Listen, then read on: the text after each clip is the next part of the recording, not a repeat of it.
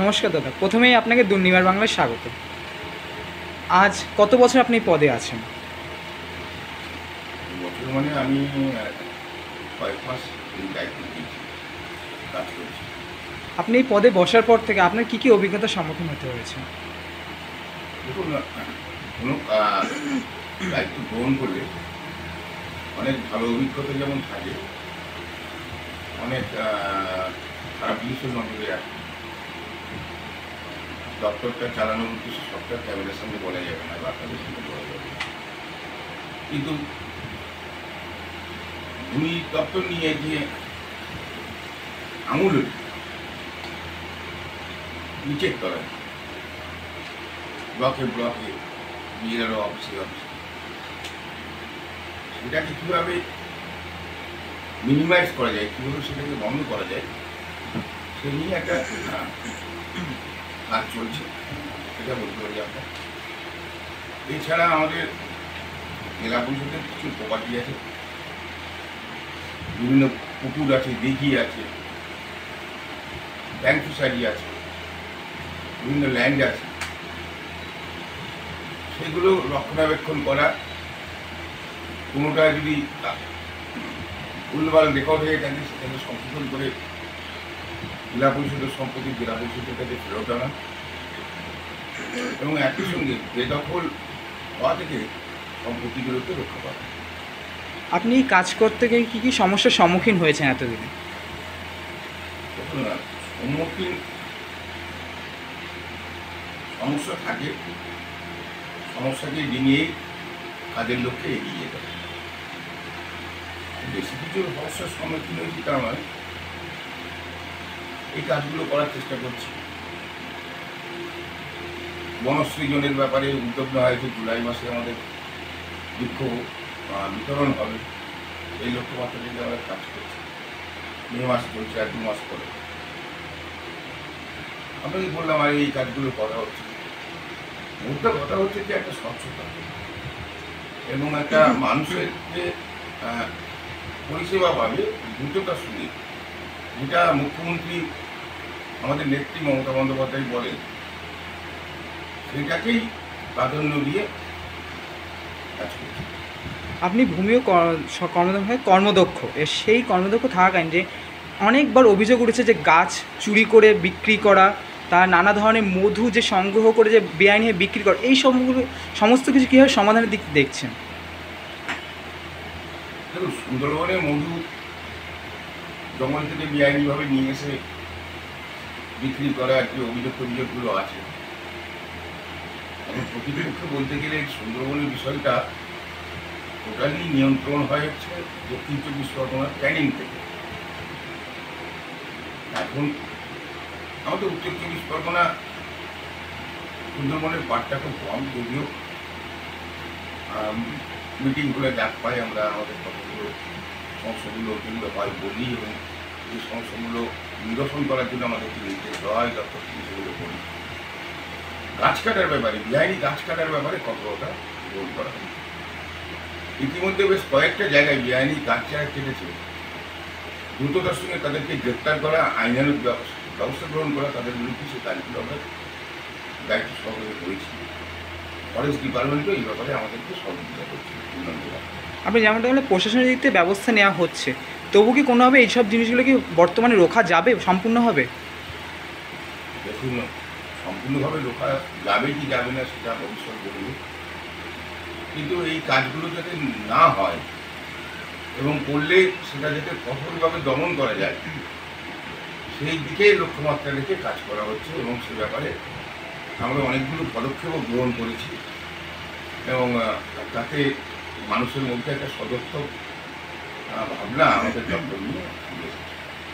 পশ্চিমবঙ্গে বঙ্গ রাজনীতিতে কিন্তু একটা উত্তাল পরিস্থিতি, সেই উত্তাল পরিস্থিতি যেমনটা কিছু জায়গায় দেখা গেল, বিকাশ ভবনের সামনে চাকরিহারাদের একটা বিক্ষোভ ধুনুয়ার পরিস্থিতি, সারা রাত একদম তারা অবস্থানরত অবস্থায়, আজ 14 দিনের মাথায় তার অবস্থান। মমতা বন্দ্যোপাধ্যায় উত্তরবঙ্গ সফরের আগে কিন্তু একটা তাদের আশ্বাস দিয়ে গেলেন, কিন্তু বললেন যে বিক্ষোভ কোনোভাবে দেখানো সম্ভব নয়, মানুষের অসুবিধা করাবে না। সেই বিষয়গুলো কীভাবে দেখছেন?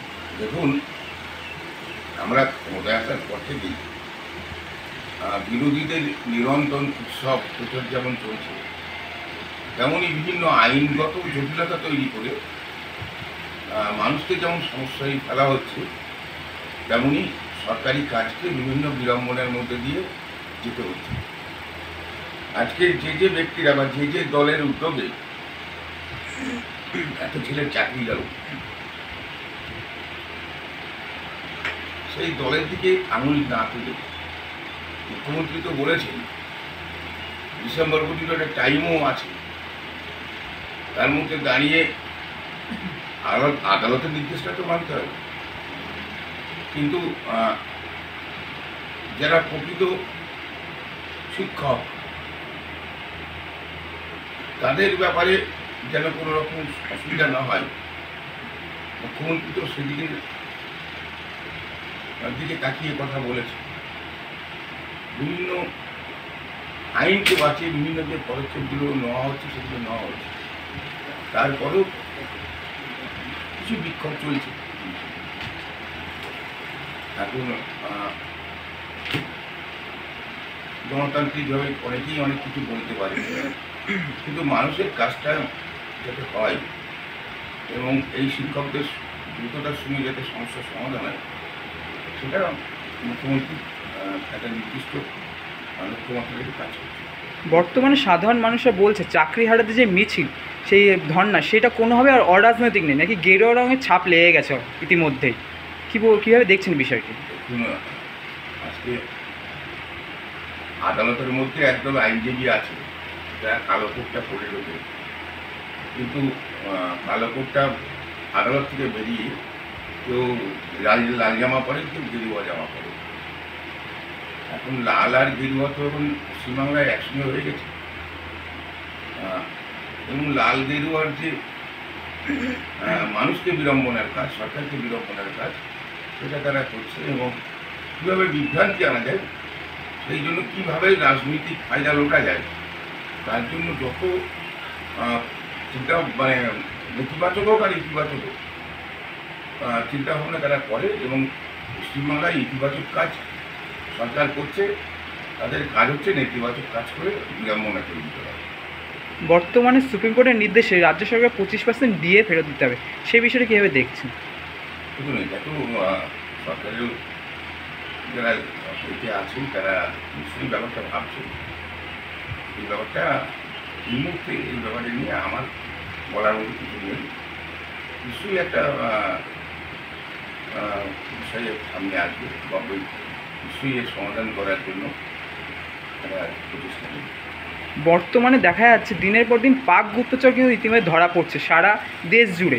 সেই দেশ জুড়ে যে পাক গুপ্তচর যেভাবে ধরা পড়ার, সে দেশের আইন ব্যবস্থা বলুন অথবা প্রশাসন দিক থেকে বলুন অথবা সুরক্ষা ব্যবস্থা কোনোভাবে বিঘ্নিত হচ্ছে বলে মনে করছেন? সেটাই তো আমরা বলছি যে আজকে বলা হচ্ছে সীমান্তবর্তী রাজ্যগুলোতে অনুপ্রবেশ হচ্ছে। এখন বাংলাদেশ বর্ডারটা কি পাহারা দেয়? বাংলার পুলিশ পাহারা দেয় না তৃণমূল কংগ্রেস পাহারা দেয়? পাহারাটাই তো মানে কেন্দ্রীয় নিরাপত্তা বাহিনী, সেটা তো স্বরাষ্ট্রমন্ত্রীর হাতে। তারপরেও অনুপ্রবেশ হচ্ছে, আবার অনুপ্রবেশকারী নিয়ে তারা বক্তব্য রাখছে। এই যে বিষয়টা, ঘরের মধ্যে আমি আমার দায়িত্বটা নিজের পরিবারের মধ্যে সঠিকভাবে পালন করছি না, আমার ভারতবর্ষের পরিবারটা সঠিকভাবে স্বরাষ্ট্রমন্ত্রীদের কাজ পরিচালনা করছে না বলে স্বরাষ্ট্রমন্ত্রীর এই যে বেঠিকপনা কাজ, তার জন্য ভারতবর্ষ নামক যে পরিবারটা আছে সেই পরিবারটা বারবার বিভিন্ন রকম জটিলতা এবং জঙ্গি কার্যকলাপের সম্মুখীন হচ্ছে।